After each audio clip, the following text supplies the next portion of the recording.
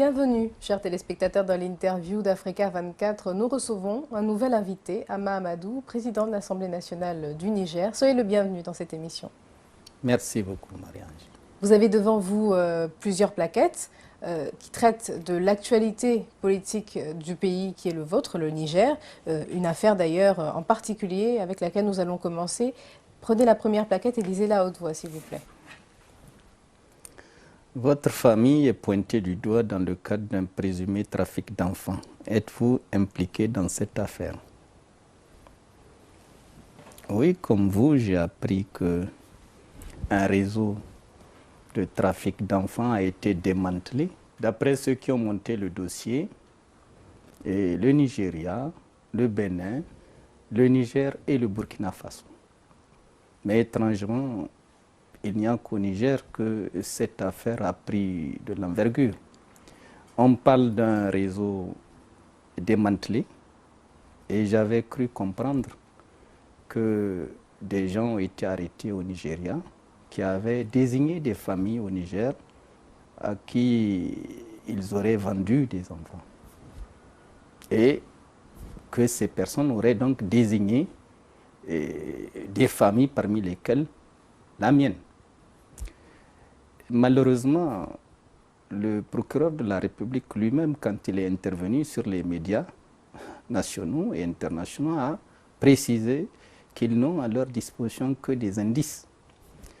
Et c'est assez étrangement sur la base de simples indices que ma femme a été arrêtée et jetée en prison. Un faisceau d'indices suffisants, c'est ce qu'ils disent. Un faisceau, mais il n'a jamais défini quels sont les indices qui ont formé ce faisceau.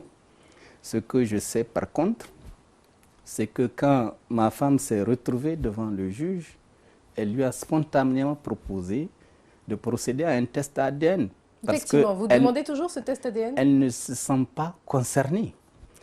Et le juge n'a pas daigné donner une suite à sa requête et l'a automatiquement mise sous mandat de dépôt. Depuis un mois, elle croupit en prison, séparée de ses enfants, des enfants qui ont 2 ans. Maintenant, nous attendons, sur les conseils de nos avocats, que l'accusateur apporte les preuves de ce qu'il avance.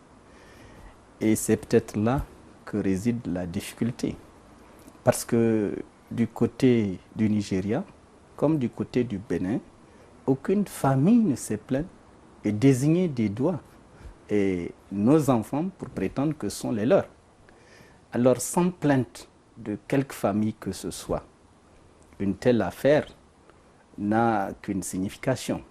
Laquelle? Comme il a été impossible de me destituer de l'Assemblée nationale par la voie constitutionnelle prévue, ce dossier a été monté à dessein afin de m'impliquer dans une affaire sordide, me discréditer au plan national et international et par ce biais tenter de se débarrasser de moi du perchoir de l'Assemblée nationale. Mais Monsieur le Président de l'Assemblée nationale, vous pensez réellement, parce qu'il y a quand même 17 personnes qui ont été écrouées, vous pensez qu'une telle machination peut être mise en place juste pour pouvoir vous attaquer, vous déstabiliser? Je peux vous assurer que tous les autres ne sont que des victimes collatérales.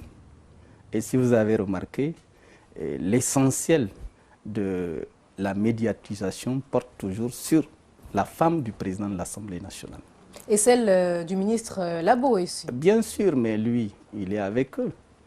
Il est membre du gouvernement, ministre d'État. Quand vous dites avec eux, avec qui exactement? Qu'est-ce que vous êtes en train de sous-entendre? Qui est derrière tout cela? Je considère que c'est le président de la République lui-même qui est derrière ce dossier. Le président de la République, Mahamadou Issoufou. Tout à fait. Et quel serait l'intérêt pour lui? L'intérêt pour lui, c'est se débarrasser de moi. Et vous pensez que c'est le seul moyen de pouvoir se débarrasser de vous? Je pense que lui et ses gens pensent que c'est le seul moyen qui existe pour se débarrasser de moi. Parce qu'ils l'ont juré. Et si vous avez écouté le ministre de l'Intérieur, il y a quelque temps sur RFI, il disait qu'ils allaient m'isoler et me traiter en conséquence. Par rapport au fait que vous soyez soupçonné, selon eux, de tenter de déstabiliser la politique intérieure du Niger. Non, il m'a accusé de tenir des propos ethno-régionalistes. Et je rappelle que par rapport à cette déclaration, J'ai porté plainte contre lui devant les tribunaux. Et la plainte a été mise sous le boisseau. Et certains peuvent aussi considérer que cette théorie que vous avez soulevée sort de votre imagination, à savoir que tout ça a été mis en place pour vous attaquer personnellement. S'il vous plaît, je pense qu'il faut se rappeler simplement de la série d'actions agressives portées contre ma personne. Et depuis le mois de décembre, c'est une succession d'actes hostiles qui ont été dirigés contre moi.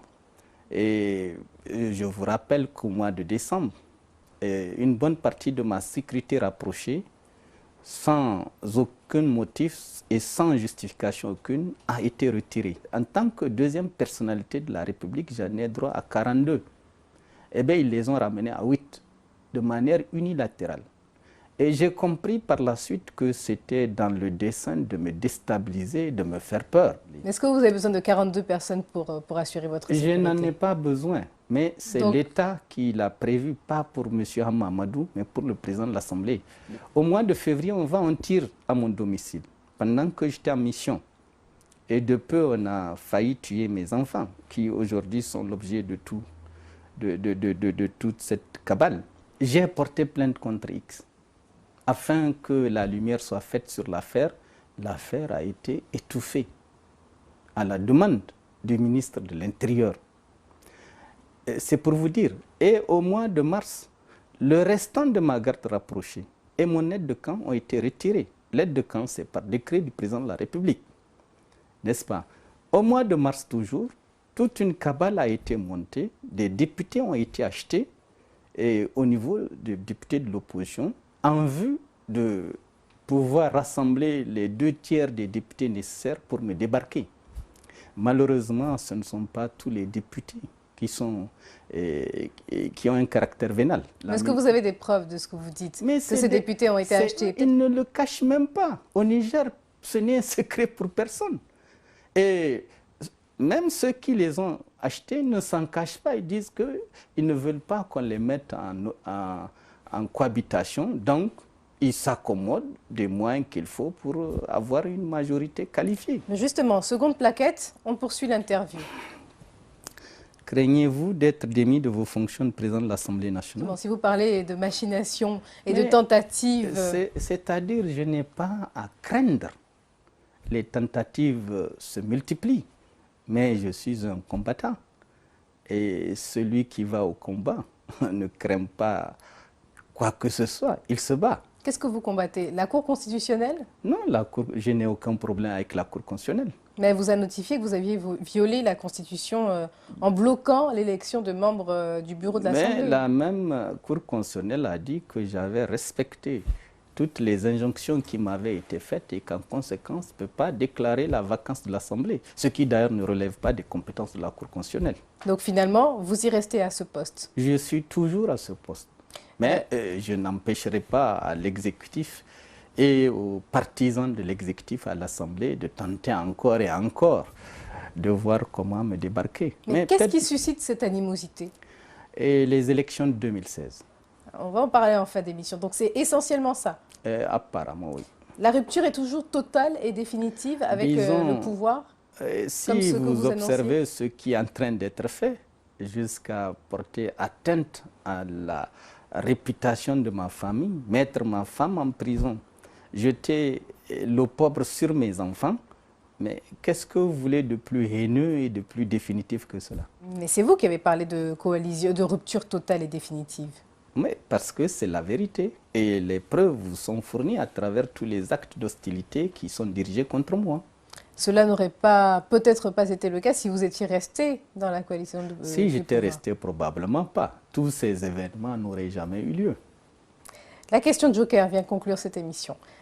Monsieur le Président, ne craignez-vous pas, parce qu'effectivement, il y a eu des alliances, il y a eu des désalliances, est-ce que vous ne craignez pas à un moment donné de lasser l'opinion publique? La vie politique du Niger est assez tumultueuse et vous en êtes l'un des acteurs principaux. Et être l'un des acteurs principaux ne veut pas dire être responsable de la vie tumultueuse dans son ensemble. Il y a un responsable probablement à chaque acte qui s'oppose au niveau politique. Mais est-ce qu'en politique, quand on agit contre vous, vous n'avez pas le droit de réagir? Mais vous vous positionnez toujours en victime dans toutes les affaires que vous nous avez citées. Parce que je suis toujours la victime. Je n'ai jamais fait un complot contre un autre responsable politique. Mais depuis 2008, ce sont les mêmes acteurs qui s'acharnent à vouloir coûte que coûte m'éliminer de la scène politique.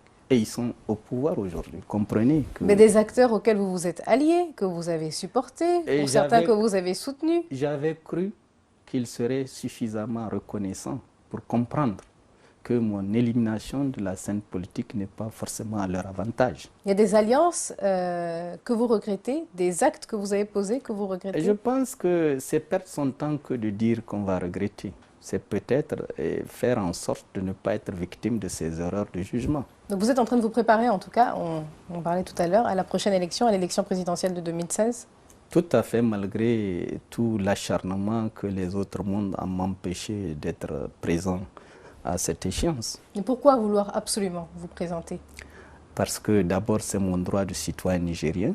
Ensuite, j'ai un parti qui a la capacité de me porter au pouvoir. Troisièmement, je ne suis pas seul à l'opposition. Au vu de tout ce qui s'est passé ces 2 dernières années, ne pensez-vous pas tout simplement tourner la page et passer à autre chose plutôt que de continuer à vouloir forcément aller à cette élection, à ce scrutin présidentiel, devenir président de la République du Niger? Et vous pensez sincèrement que c'est faire preuve de courage et de responsabilité que devant les difficultés, les épreuves, se rétracter, aller se coucher, serait un acte de lâcheté de mon point de vue. Je crois que quand on a des adversaires, il faut accepter de leur faire face. Merci à vous, Ama Amadou. On rappelle que vous êtes président de l'Assemblée nationale du Niger. Merci à vous aussi, Marie-Ange. Et merci à vous, chers téléspectateurs. C'était l'interview d'Africa 24. À bientôt.